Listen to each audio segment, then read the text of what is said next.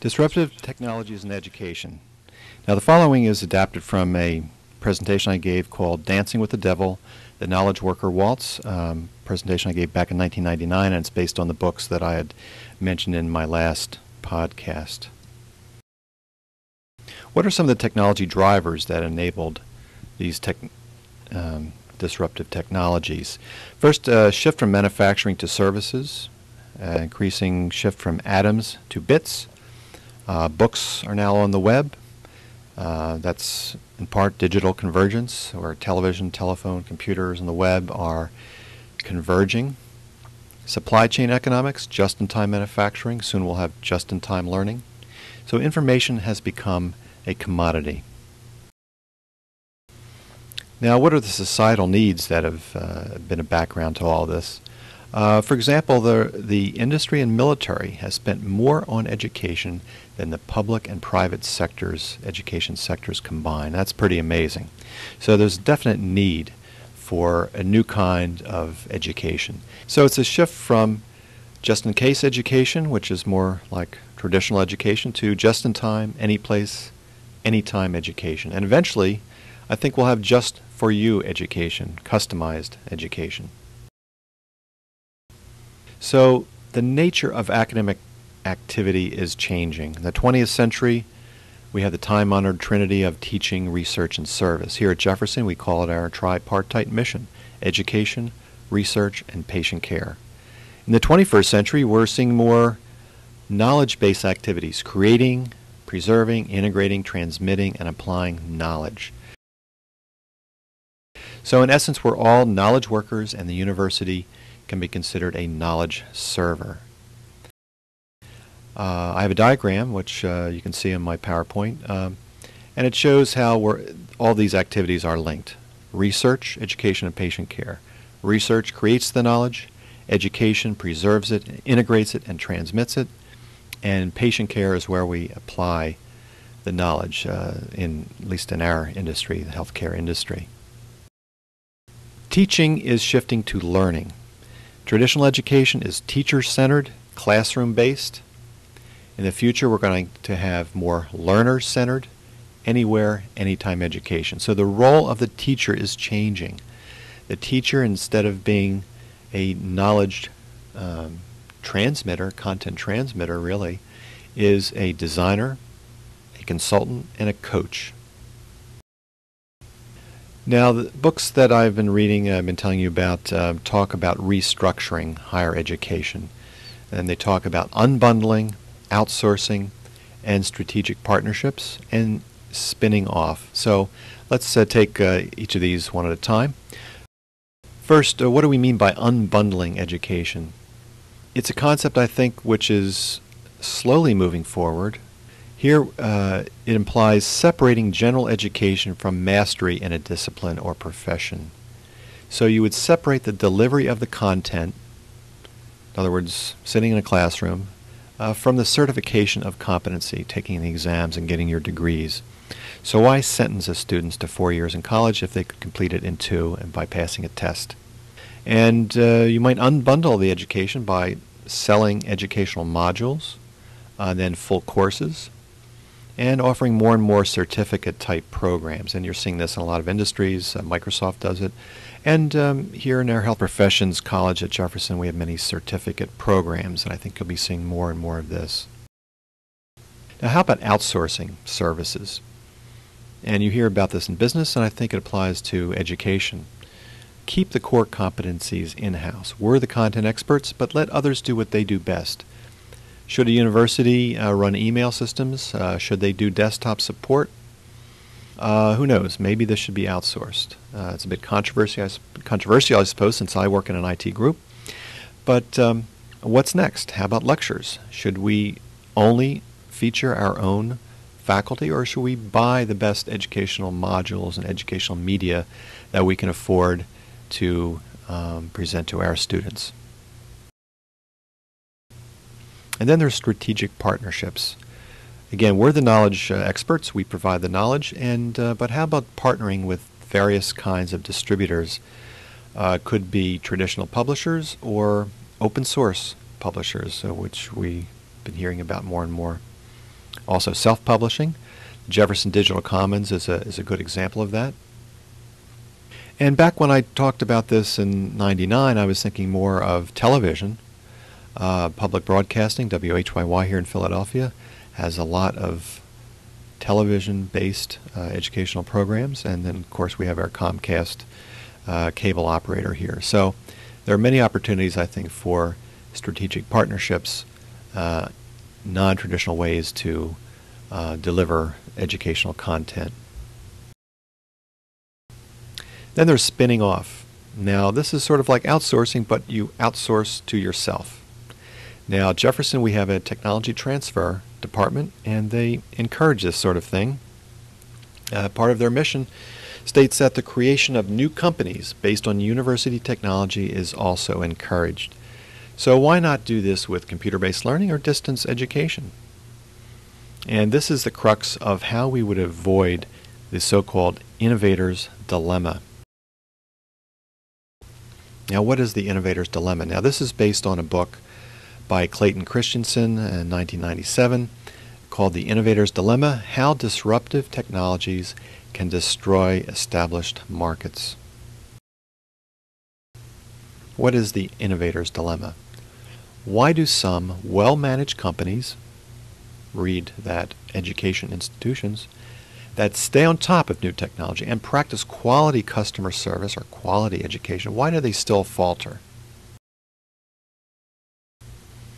Now, Christensen suggests that by placing too great an emphasis on satisfying customers' current needs, these companies or institutions fail to adapt and adopt new technology that will meet their customers' unstated or future needs.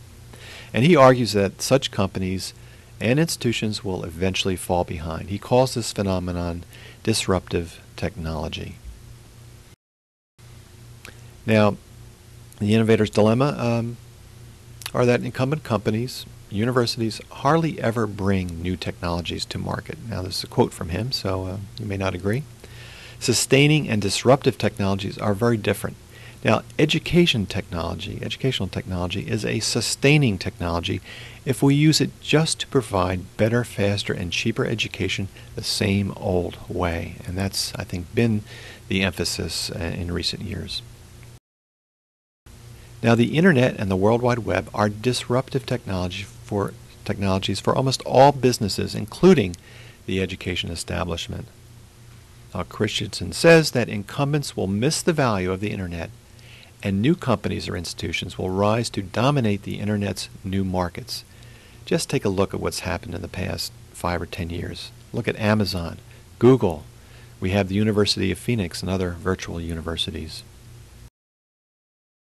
Why do incumbents fail with disruptive technologies? Christensen says that disruptive technology development teams within a company fail to compete for resources with the incumbent core technologies. And he gives some examples. Hewlett-Packard failed at first by keeping the laser printer development in-house, and eventually they moved the development to insourcing to another group. A pretty disastrous example is with Xerox. They invented the graphic user interface, but they didn't embrace it, and this turned out to be a disruptive technology.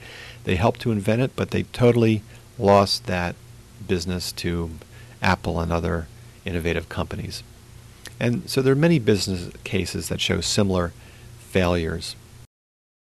Some recent examples of disruptive technology failures are, I think, the music and film industry. The incumbents are struggling to fight the tide of disruptive technology in media, meaning downloadable music and MP3 files, downloadable movies, instead of embracing the new disruptive technologies and reinventing themselves. Now, a good example of this is Sony. Now, Sony of Walkman fame. They totally missed the portable MP3 music player market thanks to Apple and its iPod. So how can incumbents meet the challenge of disruptive technologies? Christensen says by spinning off, or at least insourcing.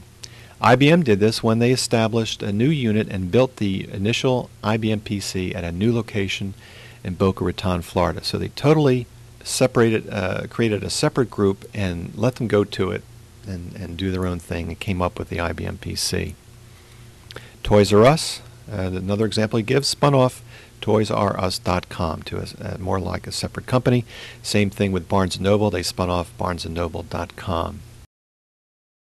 Now, a classic case study in this sort of thing is American Airlines, AMR Corporation. They developed years ago the Sabre airline ticket reservation system for in-house use. They spun off Sabre as a separate business, and they sold its services to other airlines, Travelocity.com and other travel websites. AMR, the parent company, now makes more money selling information via Sabre than it does flying airplanes. So that's a very well-known classic case study of this phenomenon. So, what are the lessons learned in all of this? 1. Remove unnecessary processes and administrative structures. 2. Micromanaged institutions will not flourish. 3. Engage campus in a vision. An example here at Jefferson, I think, was our library's learning infrastructure project. Develop the capacity for change is 4. Be a change agent. Number 5, develop the faculty. Make sure they learn the latest technologies. 6, manage IT as a strategic campus asset. And I think Jeff IT, under our new leadership here with our new CIO, I think we're planning to do that. 7, focus on assessment of student outcomes. And last, make universal, convenient, and affordable access to PCs, the internet, and software a reality for all students and employees. I think we're part of the way there. We now have wireless throughout a large part of our campus for students. We're not quite there yet. We make students buy Palm PDAs for certain functions, and we don't make all of this universally available. We need to devise strategies to be agile. We need to focus on core competencies and outsource where practical, and possibly spin off business units to exploit these new disruptive technologies. So, what are the disruptive technologies that are challenging education now? And I've been talking about all of these on my Rod's Pulse podcast, and these are so-called Web 2.0 technologies. This is the read-write web. These are blogs, wikis, podcasting, enhanced video podcasting, and in general open education. The difference is from Web 1.0 is that audience for a lot of these technologies are actually developing the content themselves. When students create a blog or take part in a wiki or do their own podcast, they are learning and they are teaching their fellow students. So I think this is what we have to look forward to. So maybe our university should spin off a .com and develop these disruptive education technologies. Anyway, I hope that was thought-provoking, and go to my show notes on my blog to see the references. Again, they were Dancing with the Devil by Richard Katz, editor, The Monster Under the Bed by Stan Davis, and The Innovator's Dilemma by Clayton Christensen. For more information, visit my website at www.rodspulsepodcast.com. Thanks for listening.